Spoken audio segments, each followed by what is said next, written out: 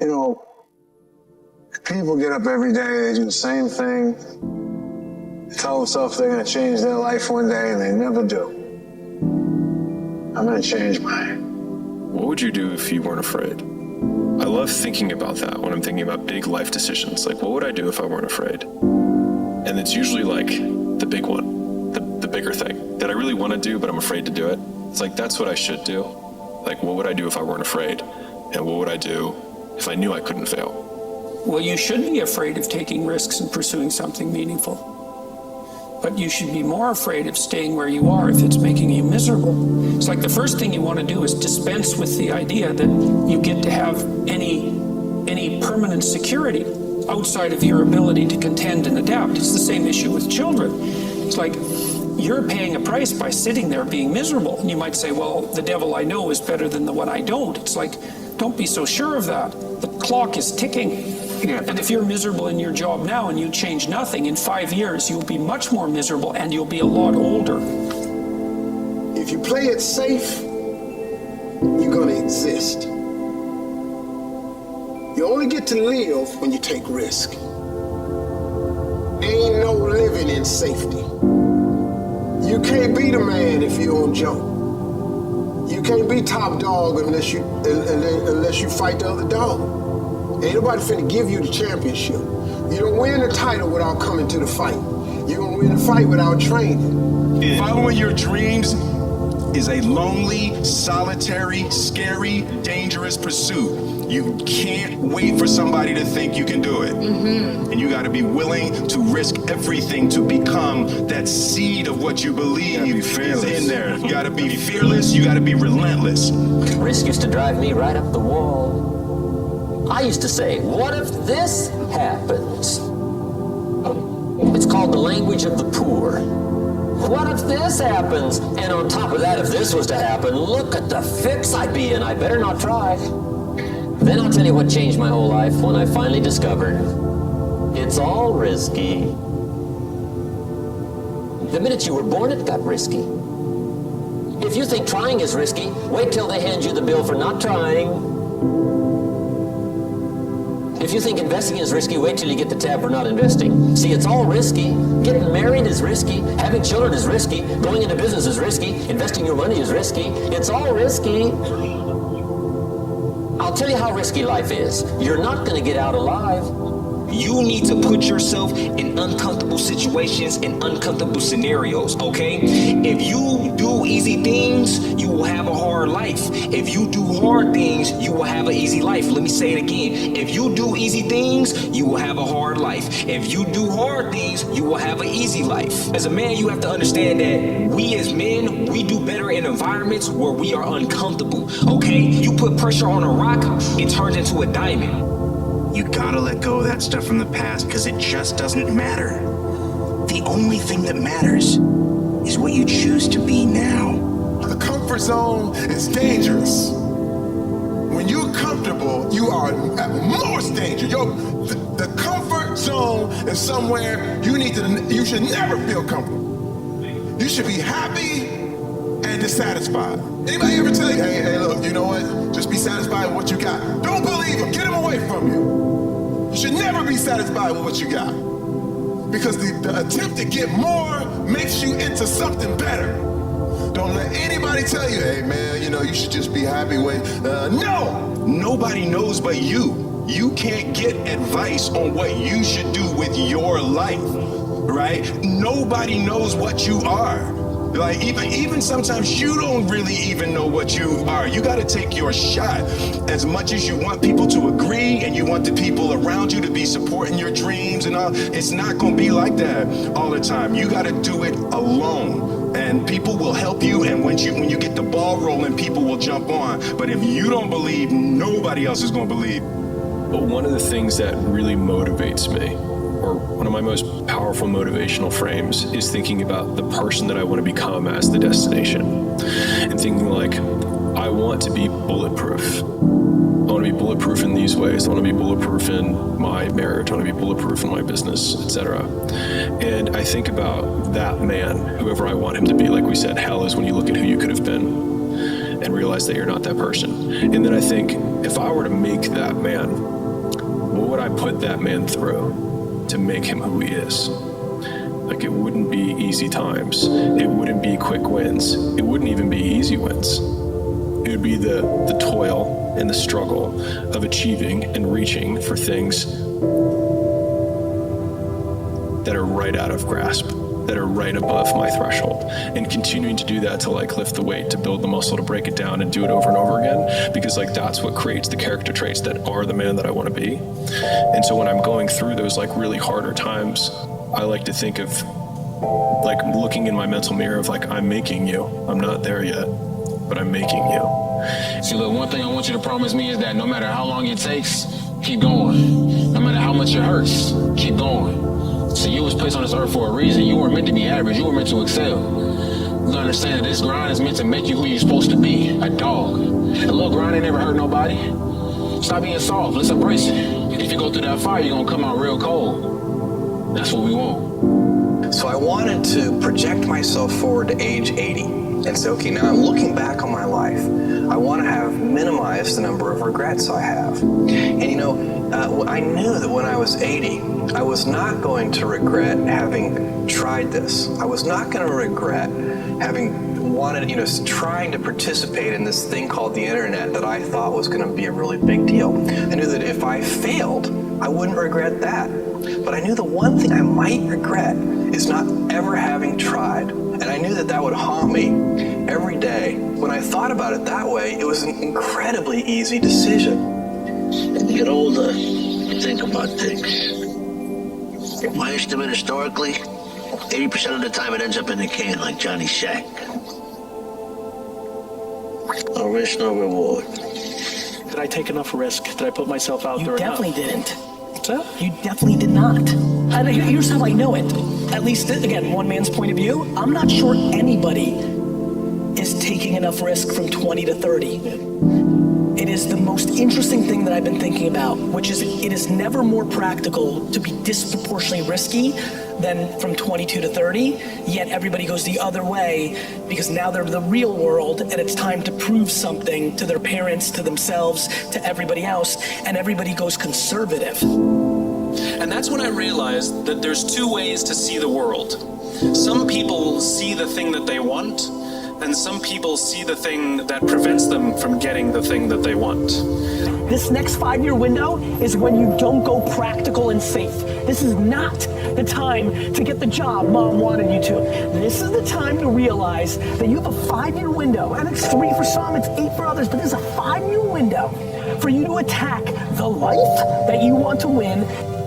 Don't ever let somebody tell you you can't do something. Not even me. You got a dream, you got to protect it. People can't do something themselves. They want to tell you you can't do it. You want something, go get it. Period. This is why I'm a big believer in this, is that when you are starting out, I think you got to find the thing that's the pain. And like, pain motivates significantly faster and stronger than pleasure does. Like, people are like, no, passion's the right way. It's like, point a gun at a family member, all of a sudden, 10 out of 10 motivation. Pain.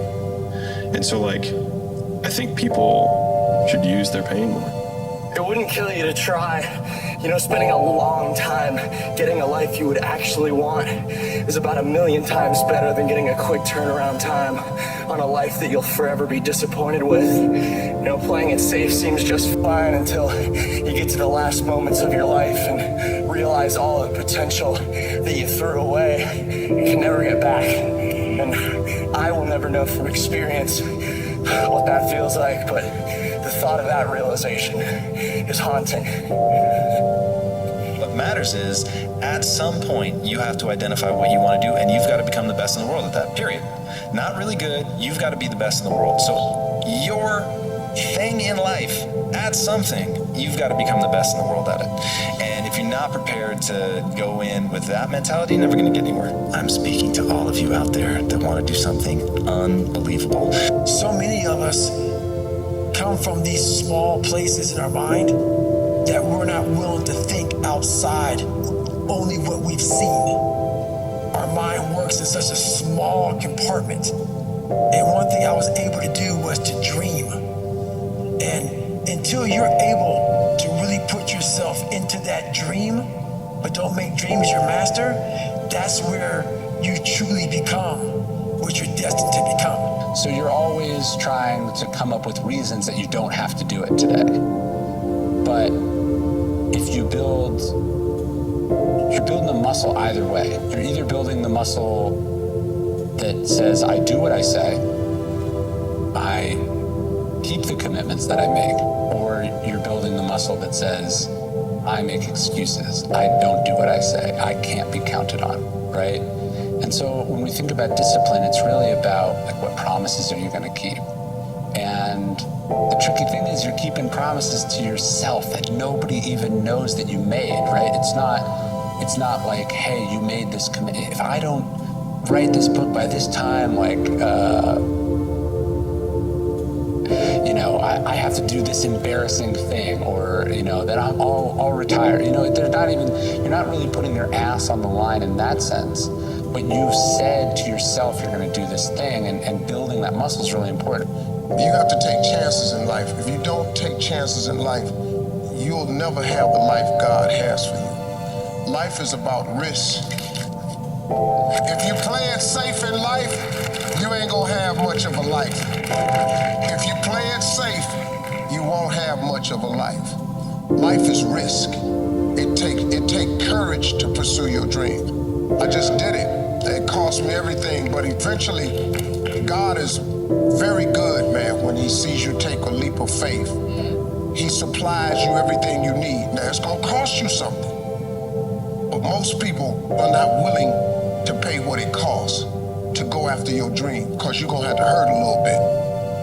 So at those times where you're questioning if you have anything left, no, a day from then, a week from then, a month from then, a year from then, you will never remember the discomfort of the pain. You will always remember the pride of the accomplishment. That lives on. That's why pain is temporary. Pride is forever, guys. You give it your all, you get it all. Tenfold. Where do you think all success starts with? Well, the fast answer is mindset. Going back to the only belief that matters, you said it. It's the way you act is ultimately all that matters, and the way you act follows what you allow yourself to believe. Maybe a better way to say it is what you choose to believe. Mm-hmm. So if you choose to believe that your energy and efforts will result in more skill set, then you will actually put energy and effort into getting that, which means you actually will get the skill set. But if you think, well, my talent and intelligence are fixed, so no matter how much I work, I'm never going to get better, right? I can't be a fast pick. Mm-hmm. And if you don't think that putting time and energy into it will yield anything, then you won't put time and energy into it, and you thusly won't get the skills. So, and if you don't have the skills, then you can't do the things other people can do, and so people just get stuck because they don't have the only belief that matters. So they don't put the time and energy. And so that's like where everything starts is, are you putting the time and energy into getting better, yes or no? Everyone thinks you're crazy until it works. And so, I mean, if you think of the outcome as the trump card, then all of the pain and suffering that you lead up to that point, if you're just, I'm trying to think of an appropriate saying, I was going to say balls deep certain, that no matter what, you will die or you will get there, then the likelihood that all of the things that you've done up to that point will then be justified in retrospect is super high.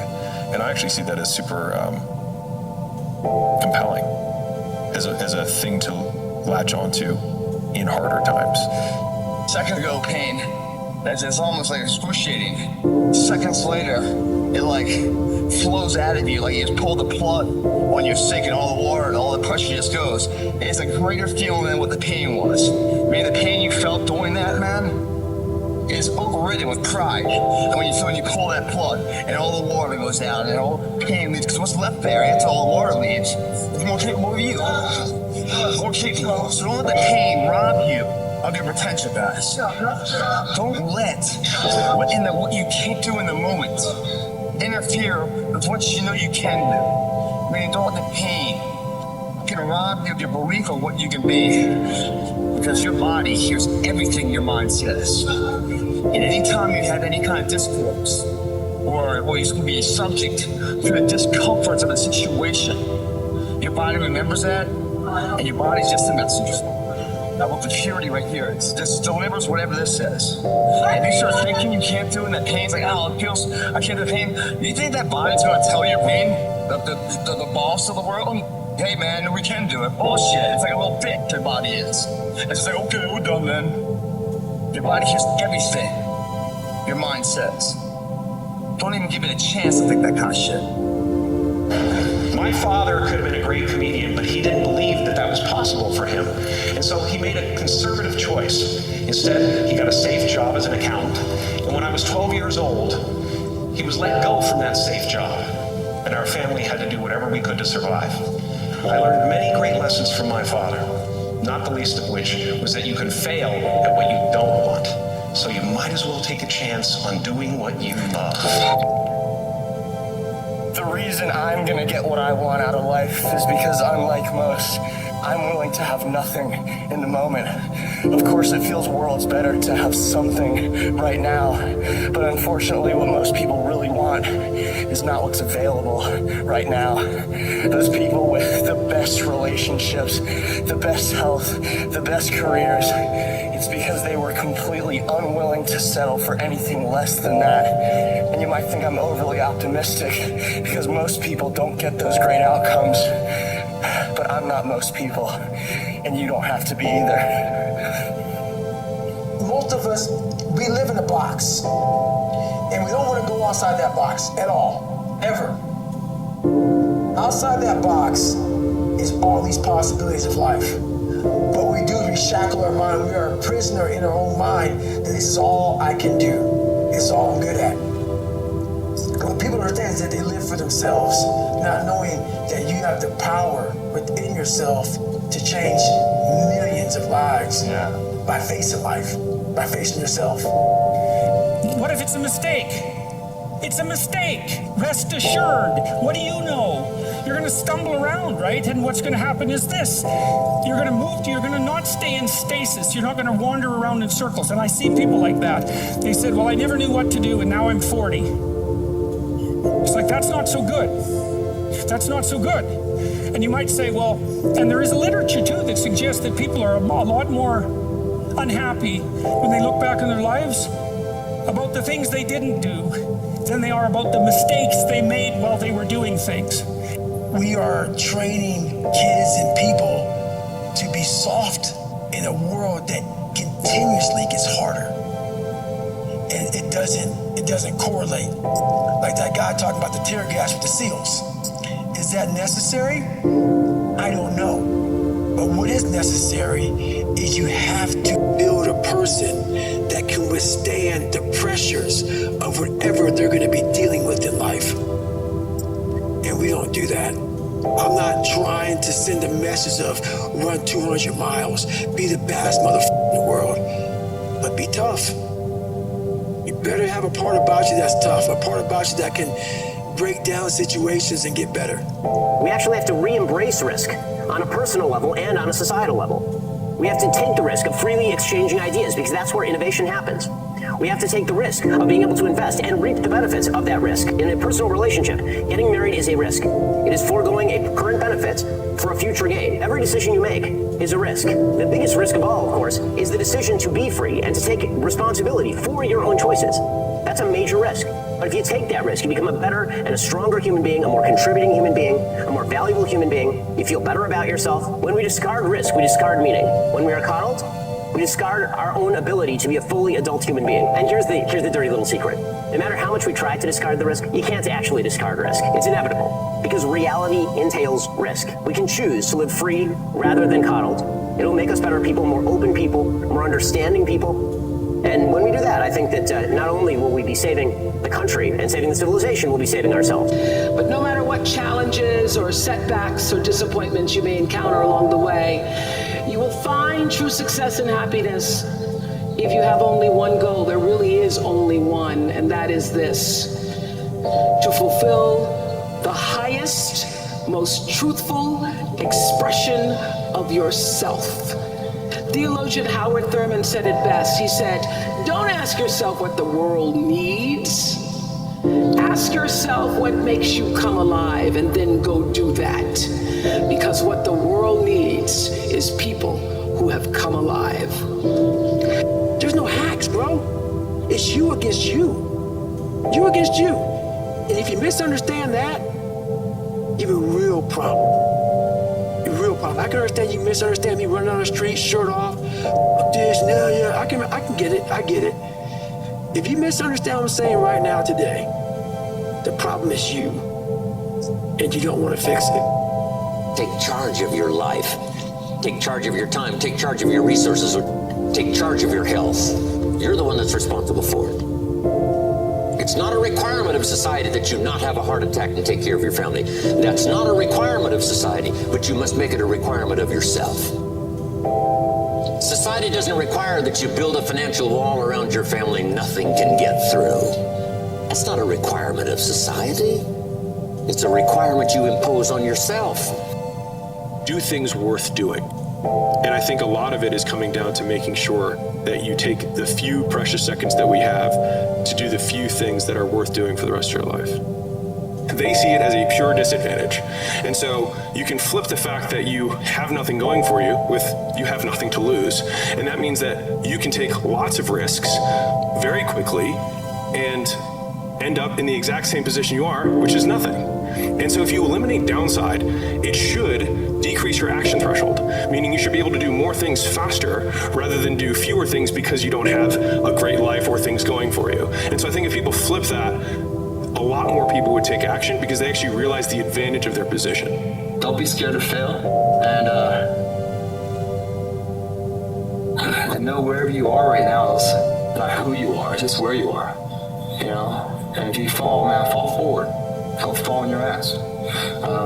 You know, when they say it can't be done, you know, tell them you haven't tried yet. You know, it can't be done by someone else. But I can't say that because I haven't tried it. Then you go try it. Those who can do, those who can't talk about those who can. I'll say it again. Those who can do, those who can talk about those who can. Yeah. Now, can you?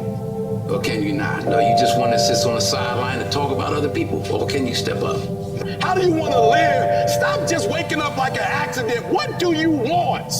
And then once you find out what you want, spend the rest of your natural life waking up and going after it. I think most people feel really lonely when you want something that doesn't currently exist. And so some people call that dreams, some people call that goals, whatever it is. You're trying to pull something from your mind into reality and you want it done a certain way. And if it's not done that way, it's not what you imagined. And so people on the outside will throw stones and call you names that they think will change your behavior and get you to stop. And the more I have been the person trying to pull things into reality, the more I've tried to weather and build kind of defenses against those things so that when those stones get hurled at you by being called a control freak or by saying you micromanage things or that you have incredibly high standards, the answer is yes, because I want it done right the first time.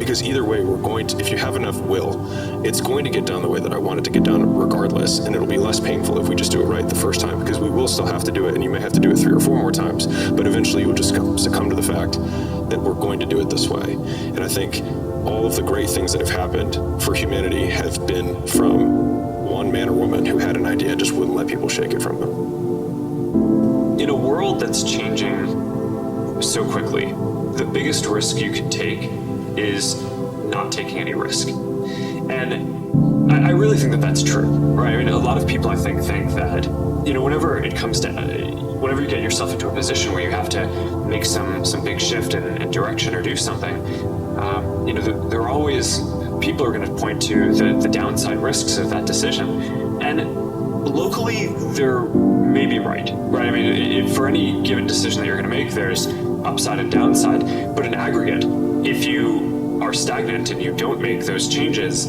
then I think you're guaranteed to fail. So many people do this. They're talking to you on who they want to be. They're lying to you. And they walk away, I've done that so many times, walk away like, God, man, why can't I just tell him the truth? Why the hell can I just tell him the truth? You know how good it feels for me now to look at you in your eye? And man, I see. Because women won't get this. Women will not get this. Man to man, that man When you look another man in the eye and you know that everything you're saying is real, and it comes from a real working place, something that you earned, it's the best feeling in the world. You can say that actually happened. Yes. Like I know with certainty what I'm saying actually happened. Actually happened. Who I am and who I say I am.